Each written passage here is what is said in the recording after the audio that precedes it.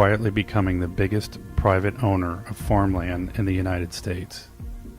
But as of February 2021, Gates has made headlines across the world for purchasing nearly 250,000 acres across Louisiana, Arkansas, Nebraska, and Washington.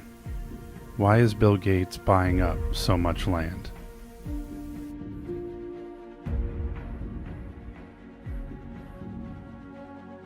While researching for his magazine, The Land Report, author and journalist Eric O'Keefe noticed a massive land purchase in eastern Washington.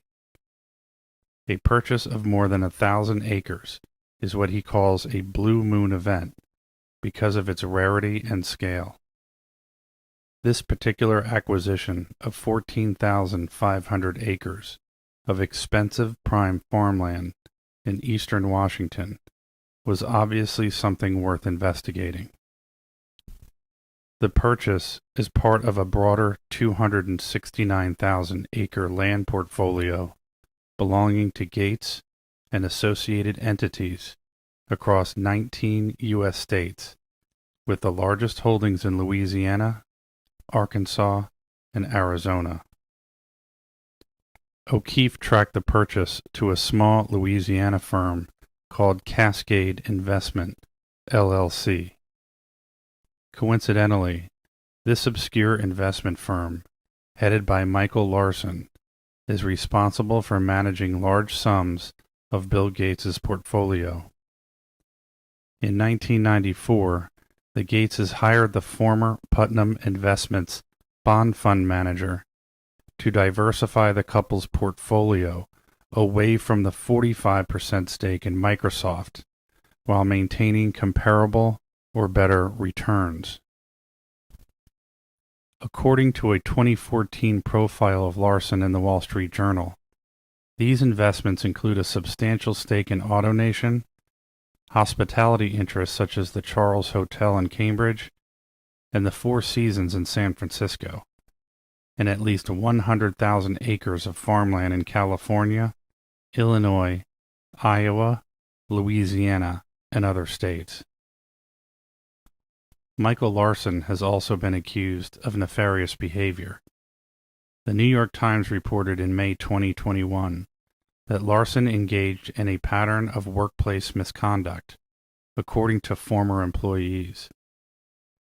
Over the years, at least 6 people, including 4 Cascade employees, complained to Mr. Gates about Mr. Larson, according to former employees and others with direct knowledge of the complaints.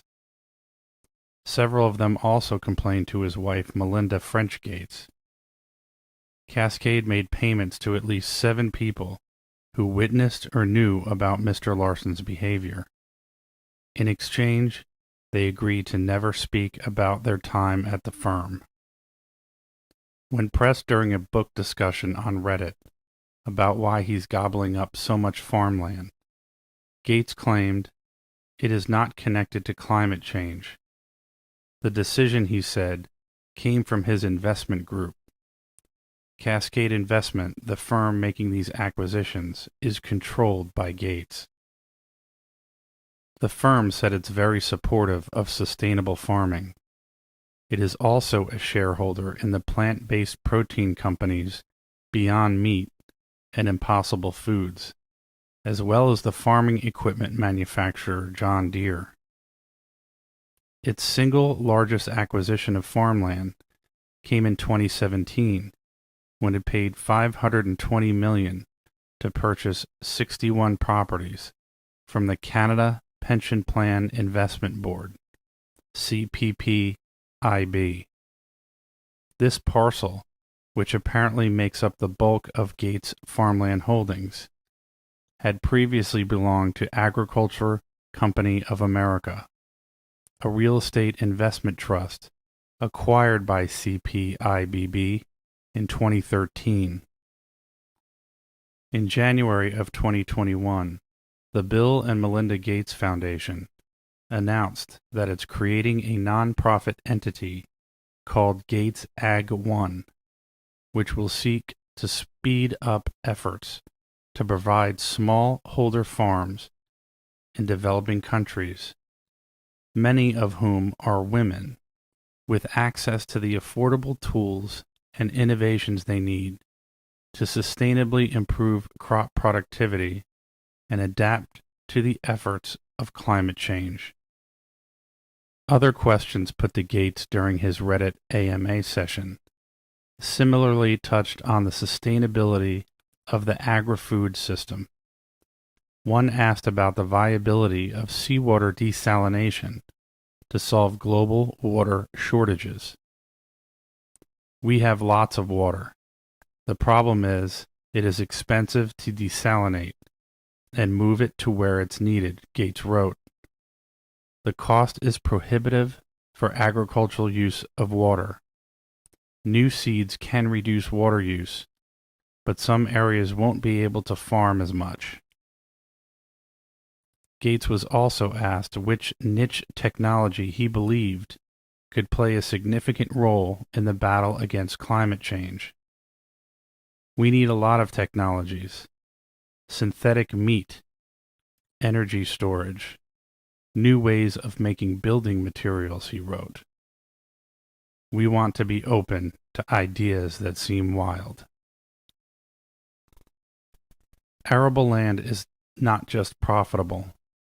With the continued pressure for sustainability, investment firms are making the argument farmland will meet carbon-neutral targets for sustainable investment portfolios, while anticipating an increase of agricultural productivity and revenue.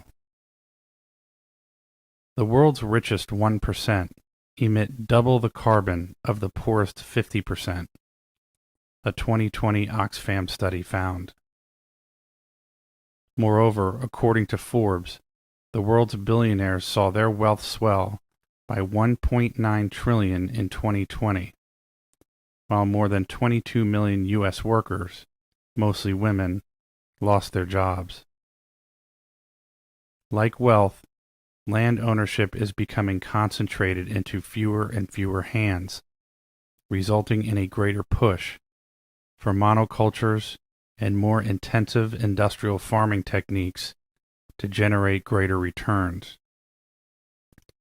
1% of the world's farms control 70% of the world's farmlands, one report found.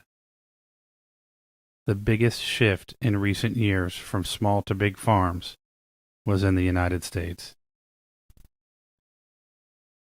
Bums of the world.